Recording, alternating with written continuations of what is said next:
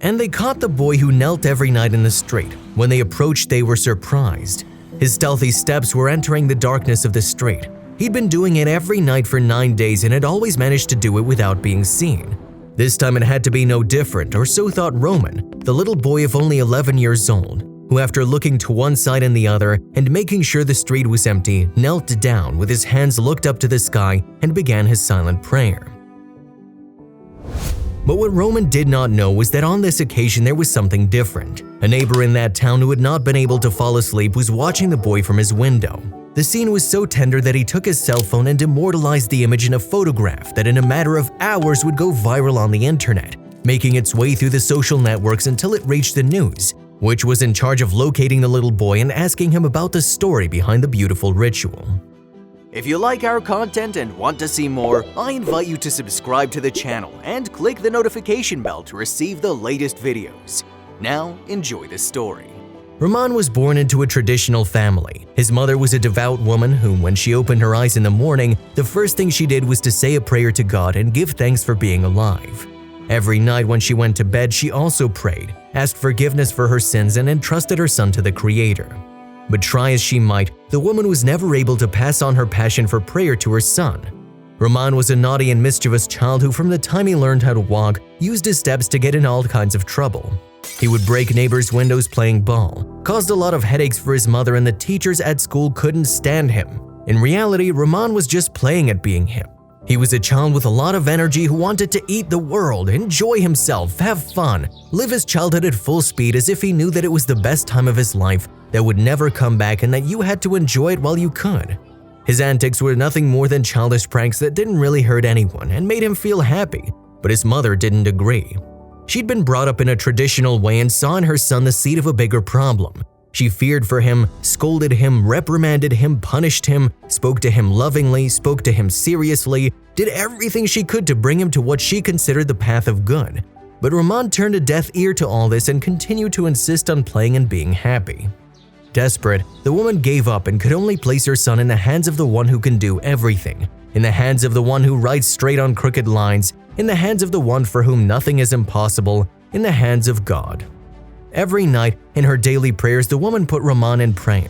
She asked to be forgiven for what she understood to be his wrongdoings and cried out for divine forces to straighten the crooked path the little boy had taken. One day, as she lay down while performing one of these prayers, the woman felt herself running out of air and strength. She simply thought that she was tired, that her heart had to bear the weight of her son's misbehavior and that it weighed her down. But the next day, the discouragement and continued drowning were compounded by a dry cough that increased as hours passed. A suspicion was born deep inside her, but she wanted to deny it. She was terrified to even think about the possibility and clung to the idea that what she had was just a common cold. She was wrong. It was 2021, a year in which the entire world was affected by the cruel and meaningless pandemic of an invisible virus capable of stealthy killing, and the woman's symptoms suggested she'd contracted it. The way in which symptoms were confirmed was dramatic. Roman walked into his house late at night after playing an intense afternoon of games with his neighborhood friends, and then came upon the image that would remain etched in his retina.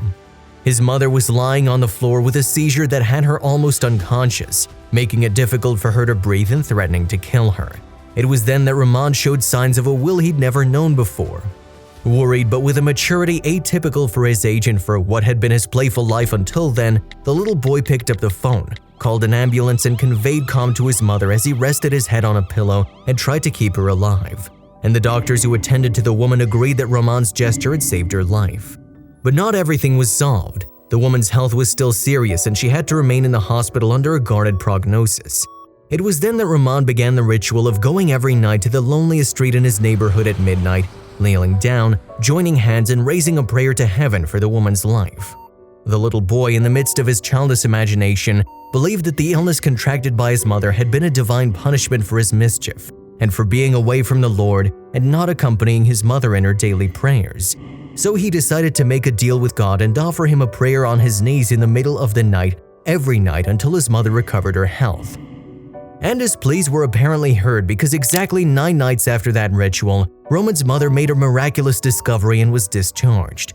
It was that same night that the neighbor of that family photographed the little boy while he was praying and viralized his image on social networks. The next day, the whole country was learning about Rahman's story through the main television networks.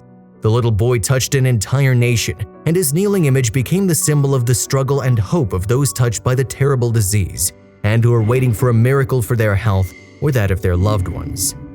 Rahman's mother is to this day almost completely recovered, and her son is very happy to have recovered her. But something has changed in that family where not everything could be as it was before. Rahman, without ceasing to enjoy his childhood, has understood that he must mature, assuming responsibilities and thanking God for each of his steps. His mother, in turn, happy to see how her prayers were answered and her son is now a creature of the Lord, understood that she'd been very reserved with Rahman and that she should let him enjoy more the freedom of that beautiful and wonderful stage of life. If you liked the video, please give it a thumbs up and consider sharing it with someone who may find it interesting. Thanks for watching, and I'll see you in the next video.